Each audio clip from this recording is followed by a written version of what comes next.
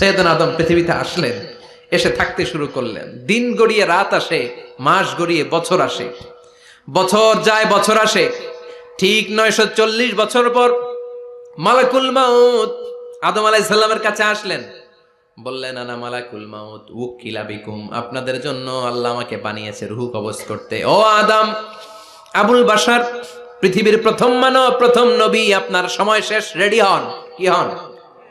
খেলা শুরু হবে, এখনই রূহ কবজ করে নিয়ে যাব। সাইয়েদনা আদম বলে, এখন আসছো কেন? আমার আরো 60 বছর বাকি আছে। মালাকুল মাউত বলে, না, আপনি রূহের জগতে আল্লাহর কাছে আপনার সন্তান দাউদকে কয় বছর দিয়েছিলেন?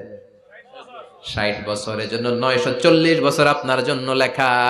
আমি এখন আপনার রূহ কবজ করতে চাই। সাইয়েদনা আদম বলে, আমি মানি না, আমি কাউরে দেই নাই, 60 বছর আমি দেই নাই, আমি আরো